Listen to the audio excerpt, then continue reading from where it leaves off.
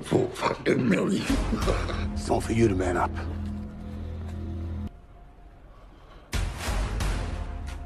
Halo kaula muda dan kaula tua, gimana kabar kalian? Baik-baik aja kan? Kali ini kita akan membahas sebuah film asal Australia yang menurut saya cukup seru untuk diikuti. Film ini berjudul Convict, dirilis pada tahun 2014 dan disutradarai oleh George Basa.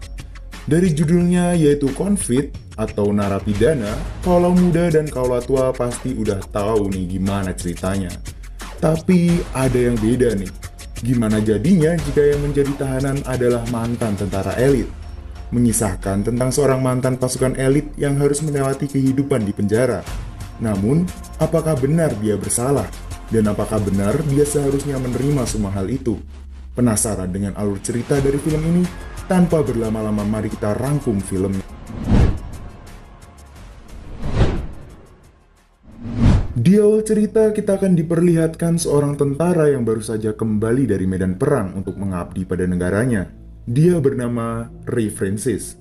Setelah pengabdian terakhirnya, dia berniat pensiun dari kemiliteran dan memutuskan untuk menikah. Dia mendatangi seorang gadis yang terlihat sedang duduk di taman. Dia bernama Kelly. Rupanya, Kelly ini adalah pacar dari Ray. Betapa kagetnya dia melihat Ray yang sudah pulang, di mana harusnya Ray datang seminggu lagi. Belum usai meluapkan kegembiraan, tanpa basa-basi Ray langsung melamar Kelly. Betapa senangnya Kelly mendengar hal itu. Dia pun langsung mengiyakan ajakan Ray untuk menikah. Duh, so sweet banget ya mereka berdua. Apa kabar saya yang jomblo ini? Aduh. Marry me. Gonna give me an answer or what? Yes! Saat mereka hendak menaiki mobil untuk pulang, Kelly digoda oleh dua orang mas-mas yang saya juga nggak tahu mereka siapa. Yang pasti mereka kaya. Pada awalnya Ray dan Kelly berusaha untuk tidak menanggapi mereka, tapi malah mas-mas ini ngelunjak. Dia turun dari mobil lantas menunjukkan torpedonya di depan muka Kelly. Ray yang melihat hal itu sontak marah besar. Dia langsung menghajar mereka di sana sampai di mana salah seorang dari mereka mengeluarkan pisau. Karena Ray berusaha melindungi diri, dia malah tak sengaja membuat pria itu kehilangan nyawanya. Get up, man! Karena hal itu, Ray diadili atas dalih pembunuhan, dan saat dia berbincang dengan pengacaranya, Ray dihadapi oleh dua pilihan, mengaku bersalah dengan hukuman yang sebentar, atau tetap mengaku tidak bersalah dengan masa hukuman yang lebih lama. Ya, pada dasarnya Ray tidak bisa lepas dari hukuman apapun pilihannya. Dan Ray akhirnya mengaku bersalah. Scene pun berpindah ke rumah ayah dari pria yang terbunuh oleh Ray tadi, yang nampaknya dia tidak terima atas kematian anaknya. Dan dapat dilihat juga sepertinya bapak tua ini bukan orang sembarangan. Dia menyuruh tangan kanannya untuk mencari tahu identitas dari Ray Francis. Bahkan dia mendapati informasi di mana Ray akan ditahan. Jack Morrison. Kali ini kita akan berpindah dan biarkan saya memperkenalkan kepada kalian orang yang berkuasa di penjara ini. Dia bernama Jack Harrison. Saat itu, dia kedatangan tamu yang tidak lain dan tidak bukan adalah ayah dari korban yang dibunuh oleh Ray. Dan diketahui, nama dari bapak ini ialah Harvey Thompson. Terlihat, dia masih merasa sangat terpukul atas meninggalnya sang anak. Dia meminta agar Ray tidak dapat keluar dari penjara itu. Sebagai hukuman telah membunuh anaknya. Yeelah pak, padahal kan anak bapak yang mulai duluan. Haduh. Kemudian tibalah hari di mana para narapidana memasuki masa tahanan mereka. Terlihat ada salah seorang sipir yang sedang menyambut para tahanan baru. Dia bernama Rico. Di sini mereka diperintahkan untuk membuka baju untuk melakukan pemeriksaan. Namun nampaknya Rico tidak begitu menyukai Ray karena beberapa kali dia membangkang. Baru beberapa hari di sana, Ray langsung mendapat sambutan hangat dari penghuni penjara yang lain. Hampir mereka berkelahi, namun seorang ketua geng bernama Mazen dan kelompoknya datang untuk membantu Ray. Hingga seorang opsir penjara datang untuk mengkondisikan situasi di sana. Kemudian Kemudian Ray ditugaskan untuk mengantar buku ke perpustakaan. Di sana, dia bertemu dengan penghuni penjara senior bernama David, dan jika dilihat-lihat, sepertinya David ini orang yang baik. Setelah selesai membereskan buku, Ray berniat kembali ke dalam selnya. Namun, dalam perjalanan Ray kembali diintimidasi oleh narapidana lain. Ya, seperti itulah kehidupan penjara di sana. Memangsa atau dimangsa. Pada kenyataannya yang kuatlah yang bertahan. Dan jika kalian bukan orang yang kuat, jangan mencari masalah. Di selnya, Ray yang sedang membaca buku didatangi oleh dua orang sipir, yang salah satunya adalah si tua Rico. Mereka memeriksa sel yang dihuni oleh Ray, hingga Rico menemukan foto dari Kelly, dan foto itu langsung dijilat dengan syahdu oleh si bapak tua ini. Hal itu sontak membuat Ray sangat marah dan dia berniat menghajar sipir tua itu. Namun apa daya, kedua sipir yang lain sudah menahan dirinya. Rico membuat Ray semakin marah dengan merobek foto itu tepat di depan wajah Ray. Karena melawan, kemudian Rico menyuruh Ray untuk membuka baju dan mengintimidasinya bersama sipir yang lain. Dan saat dia ingin bertindak lebih jauh, beruntung salah seorang sipir muda di sana menghentikan perbuatannya. I said, look at me. Cerita pun beralih ketika Ray sedang mandi. Dia kembali mendapatkan perlakuan yang kurang mengenakan, di mana ada seorang narapidana tinggi besar yang menyukai junior milik si Ray dan menyuruh Ray jongkok untuk mengasah pedangnya.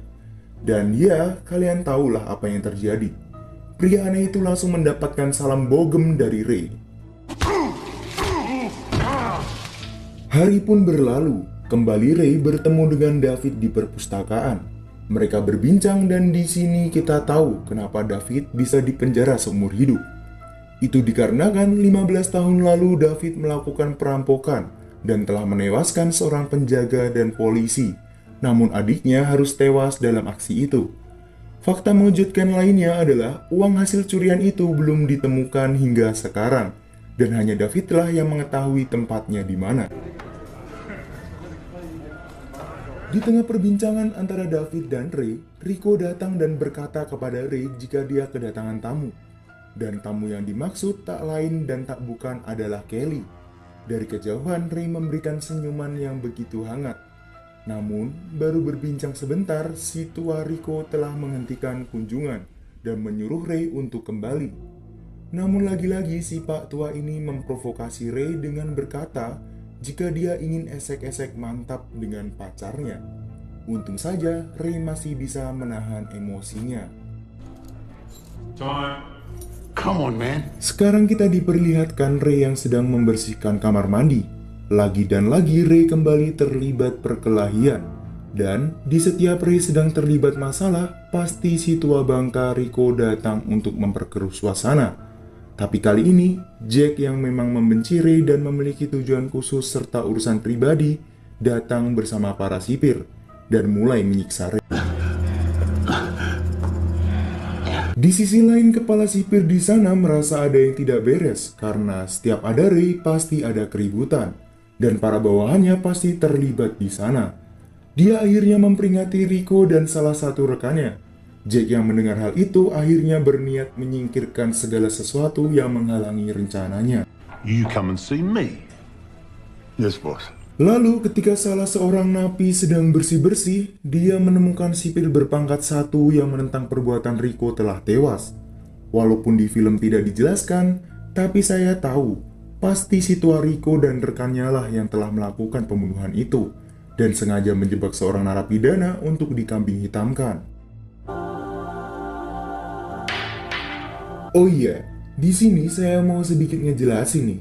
Jadi, di penjara itu ada 2 geng besar, yaitu geng yang dipimpin oleh Mazen dan satu lagi geng yang menjadi lawan mereka, yang kita sebut aja kelompok Freedom. Di sini, Ray sedang berbincang santuy dengan David. Namun, dari kejauhan Mazen and the gang nampak tidak suka dengan sikap Ray akhir-akhir ini. Mereka pun menghampiri Ray dan berkata padanya untuk memikirkan baik-baik kemana dia akan memilih. Don't you look at me, white piece of hara. Cerita pun berpindah ke Ray, David, dan seorang pria yang pernah berkelahi dengan Ray. Di sana, saat sedang membersihkan badan, tiba-tiba anak buah dari Mazen datang dan langsung menusuk pria yang sedang bersama Ray dan David itu. Yang ternyata pria itu adalah anggota dari geng Freedom. Siangnya, Ray menemui kelompok itu untuk memberikan klarifikasi. Ray persetan apakah mereka mau percaya atau tidak bahwa sebenarnya bukan dialah pelakunya, melainkan kelompok Mazen yang telah membunuh rekannya. Setelah menjelaskan semuanya, Ray langsung meninggalkan tempat itu. Namun jika saya lihat lagi, kelompok Freedom nampaknya sedikit yakin dengan perkataan Ray dan mulai mencurigai Mazen sebagai dalang pembunuhan itu. Sampai tibalah waktunya kunjungan kedua untuk Kelly. Namun di sini dia malah mendapatkan perlakuan tidak wajar dari para sipir. Kelly dipaksa untuk melepaskan seluruh pakaiannya dengan alasan pemeriksaan. Kelly terpaksa melakukan apa yang Rico perintahkan agar bisa bertemu dengan Ray. Ray yang mengetahui hal itu tentunya sangat marah, namun dia belum bisa berbuat apa-apa. Bruh, take it off. Kemudian Ray dipanggil ke sel milik Mazen. Di sana, Mazen marah besar karena Ray menolak ajakannya untuk bergabung ke kelompok yang dia pimpin. Karena hal itu, Mazen sekarang bersekongkol dengan si tua Rico. Bahkan Mazen mengancam membunuh orang terdekat Ray seperti David dan pacarnya Kelly. Akhirnya, kesabaran Ray pun sudah habis. Dia langsung menghajar dua sipir itu. Karena hal itu juga, Ray harus mendekap di sel tahanan khusus yang gelap dan dingin. Di sana dia diperlakukan layaknya hewan. Selama beberapa minggu di sana, Ray sudah menjadi seperti orang gila.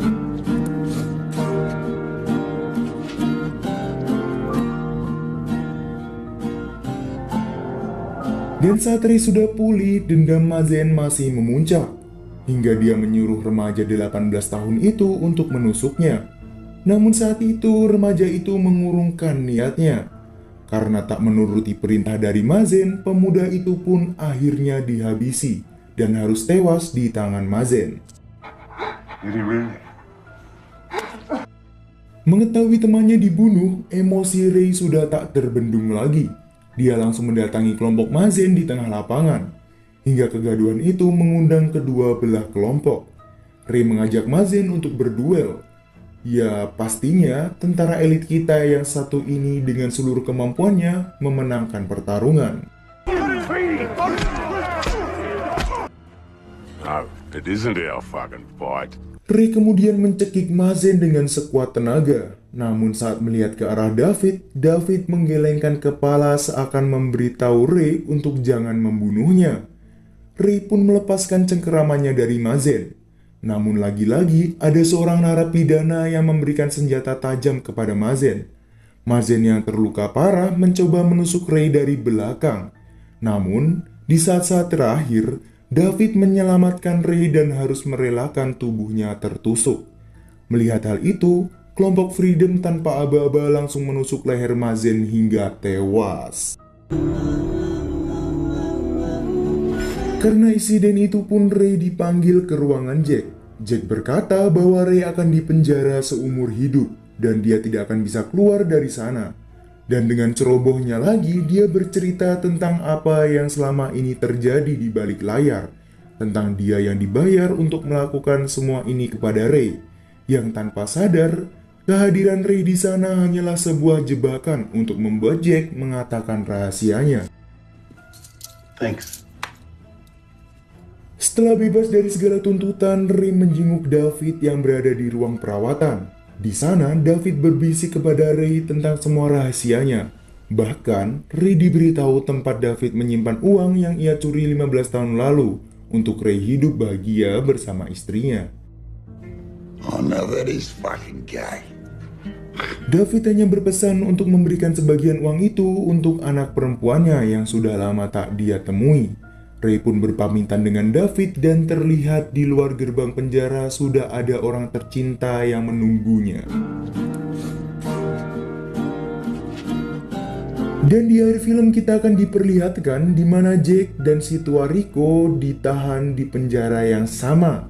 Dan sang sipir yang baik hati itulah yang sekarang menggantikan Jack sebagai kepala penjara.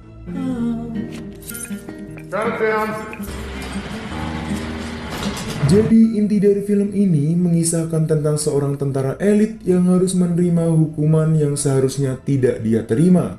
Dan dia pun harus berjuang demi mendapatkan hak-haknya kembali. Gimana kaulah muda dan kaulah tua filmnya? Alangkah baiknya sih kalian menonton filmnya secara langsung agar bisa lebih paham dan juga mengerti. Saya pamit dulu. Salam